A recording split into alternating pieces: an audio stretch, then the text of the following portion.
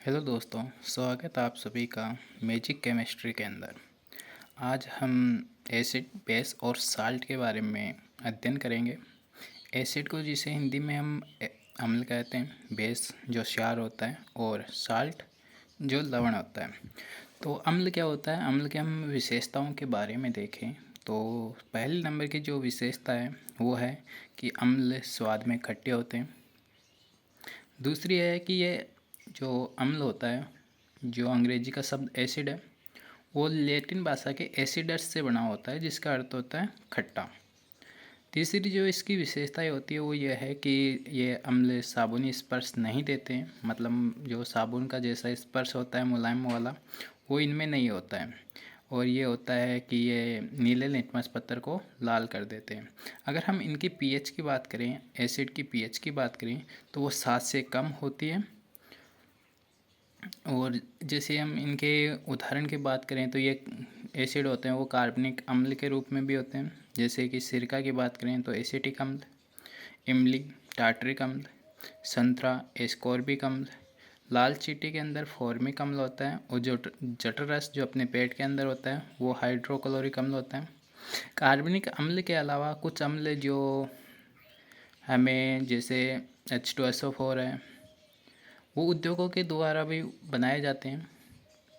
वो कुछ इसके एग्जाम्पल है। अब हम इनको याद कैसे करें, इसकी ट्रिक है कि सिरके में है एसिटिक भाई, इमली टार्ट्रिक संग मुस्कुराई, संतरा खाकर एस्कॉर्बिक पाओ, चींटी काटे तो फार्मिक लगाओ। इस तरह से हम जो ये एसिड हैं उनको याद कर सकते हैं। इसके बाद में आता है क्षार या बेस। क्षार की विशेषताएं क्या होती हैं उनके बारे में हम देखें तो पहली विशेषता ये है कि ये स्वाद में कड़वा होता है, लाल लिटमस को नीला कर देता है, जबकि जो एसिड था वो नीले को लाल कर रहा था। मतलब अगर हम इस लाइन को याद करें तो इसके लिए हम एक शब्द ले सकते हैं अनील। ए का मतलब अम्ल और नी का मतलब नीला।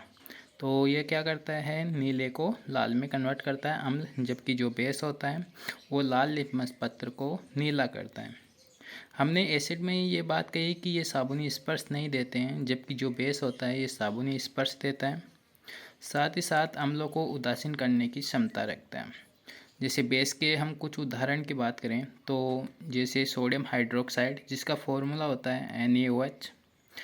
दूसरा है पोटेशियम हाइड्रोक्साइड, जिसका फॉर्मूला होता है KOH। फिर है एल्युमिनियम हाइड्रोक्साइड, जिसका फॉर्मूला है AHOH का होल ट्राइज। इसी के अलावा जो अमोनियम हाइड्रोक्साइड भी इसी में आता है। एक जो इम्पोर्टेंट बात है वो ये है कि अम्ल और जो क्षार होते हैं वो जल में विलय होते हैं। यदि इनमें जल की मात्रा ज़्यादा होती है तो वे तनु कहलाते हैं, डाइल्यूट कहलाते हैं।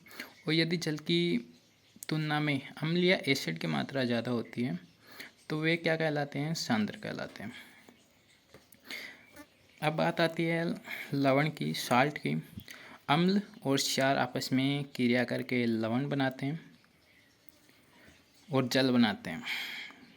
जो अम्ल और क्षार बनने की जो क्रिया है वो उदासीनीकरण अभिक्रिया कहलाती है, और इस क्रिया के अंदर ऊष्मा उत्सर्जित होती है, इसलिए इस अभिक्रिया को हम ऊष्माक्षेपी अभिक्रिया भी कहते हैं।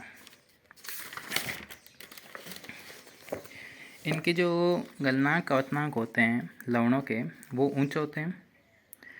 क्रिस्टल के रूप में कुछ लवण ऐसे होते हैं जो क्रिस्टल के रूप में जल रखते हैं। उस जो क्रिस्टल के रूप में जल होते हैं उनको हम क्रिस्टलन जल कहते हैं। जैसे उदाहरण की बात करें, ये हाइड्रोक्लोरिक अम्ल और अमोनियम हाइड्रोक्साइड है, ये एसिड HCl के रूप में है, वो एसिड है, और NH4 है, वो बेस है। ये आपस में क्रिया करके लवण बनाते हैं, अमोनियम क्लोराइड NH4Cl और H2O बनाते हैं। दूसरे एग्जाम्पल की बात करें तो ये एसिटिक एसिड CH3COOH, जिसका फॉर्मूला होता है, और ये सोडियम हाइड्रोक्साइड है। ये आपस में क्रिया करके एसिडिक एसिड का सोडियम हाइड्रोक्साइड लवण बनाएंगे और H2O बनाएंगे।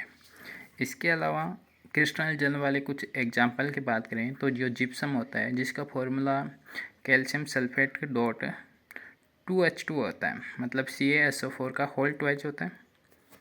और दूसरा है फिटकरी, जिसका फॉर्मूला है K2SO4.Al2SO4 का whole tries dot choice H2O। इसके अंदर चॉइस H2O के जो अणु होते हैं वो होते हैं, और इसके जिप्सम के अंदर 2 मोल होते हैं। अगर हम जिप्सम का आधा मोल लेते हैं तो इसको प्लास्टर ऑफ पेरिस कहते हैं। Thank you.